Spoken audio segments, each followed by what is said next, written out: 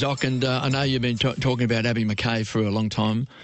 You have told us that father and daughter, the first father and daughter ever to be played in AFLW, and that took place on the weekend. So it was history-making on the weekend when Abbie put on that Carlton jumper, just 18 years of age. She wore the number 5, of course, the same as her famous dad, Andrew, who played 244 games for Carlton and also was a 95 premiership player and also 4-time All-Australian as well. And she ran out representing the Mighty Blues, and she's been good enough to join us. G'day, Abbie.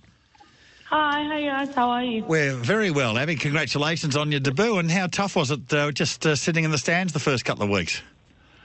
Yeah, it was difficult. There was 2 away games, so that was probably better than them being all at home, because when they're at home you really realise that you're not playing. But, yeah, it was good to finally get out there. And was it everything you expected to be? Was it quicker and faster and tougher? Yeah, much more physical, and, yeah, the pace was a lot quicker than I thought it would be, but it was good to be out there. What did your famous dad say to you before the game? He didn't say too much. He kind of leaves it to the coaches, but, you know, the usual, have fun, try your hardest, just get in there, basically, he said. Abbie, you've grown up in a footy environment. When did you sort of start to get the itch that you'd like to actually play the game? About 4 years ago, I want to say. My local club of Paran just asked Mum if we could set up a little local team at the club, so I just got together a bunch of school friends and, yeah, it just kind of took off from there.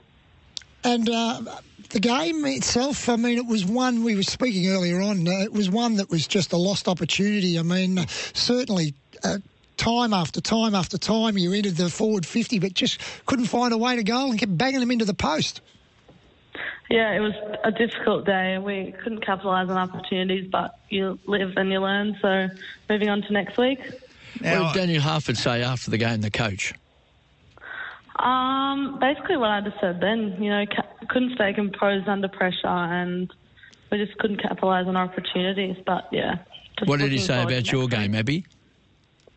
We haven't spoken, actually, really too much about mine in particular, but I hope he was happy with it. Now, with no disrespect to either you or your father, your younger sister, Soph, she may be the best in the family, but does she not turn up and watch your debut? Yeah, she actually is probably the best footballer in the family, and no, she didn't bother showing up. She had a sleepover party, so she said that was more important. Would the dad argue with the fact that who is the best in the family?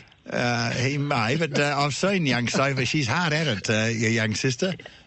Yeah, she's a very good player. She'll be very good one day. Talking about hard at it, there was some heavy hits in that particular game as well. Yeah, I know, there was. That just comes with the game, really. Everyone on our team just has eyes for the ball, so we'll see what happens. Did you console Taylor Harris after the game on running into a couple of open goals, but one in particular where she was just a few metres out and she slammed it in the point post? Did the teammates get around her after the game? Yeah, everyone definitely got around her. You know, we all support each other. Some days you just have your off days or a bad kick, and that just ended up being the case for her that day. So, yeah, we all got around her. It was when you sit out the first couple of weeks and then you get selected and you start. I think you started on the bench. I'm just wondering, when you're sitting on the bench and waiting for your first run, you're constantly looking over at your coach, Daniel Harford, and just waiting for the nod? Sitting on the bench just, I think, gets you more nervous. You just want to get out there and forget about it. But, yeah, just waiting and waiting. But, yeah, eventually it came. The Blues have got a big family day on next week, of course, Saturday night at Icon Park. The Blues take on Collingwood. And Terry Wallace has just called Collingwood the easy beats of the competition. So you should win that game, Abbie. Yeah, let's hope so if you said that. Abbie, you do have a reasonable run still, heading in towards perhaps an opportunity of playing finals. So even though it was a game that I thought you should have won on the weekend, you still, which I think Daniel would have said afterwards, you still control your own shape and destiny going into the next 3 weeks.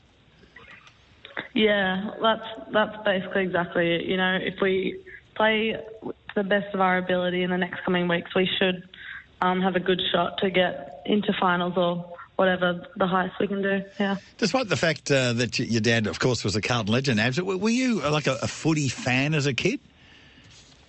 Not as much as people actually probably expect. I only really got into it when I started playing. Like, I got into the boys and then the girls when the girls got introduced. But no, I wasn't like a massive fan. I went for Carlton, obviously, but I wasn't at every single game. You know, it was kind of when I was really young, just Dad's job, so I didn't really think much of it, but yeah. So did you ever sort of wonder that if your mum Sam hadn't have sort of helped get some women's teams, underage girls teams and women's teams at Paran, that, you know, maybe you never would have picked footy up?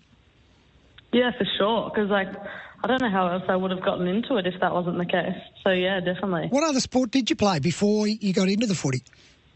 I didn't do anything too serious. I played rep basketball. I did a bit of netball, tennis, just a little bit of everything. Yep.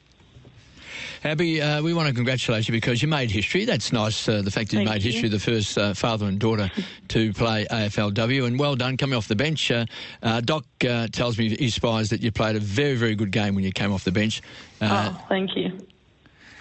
Of all the coaches you've had, Abs, I did coach a couple of times when hang on. A couple of times when one of the coaches was away. Have I got a future in it?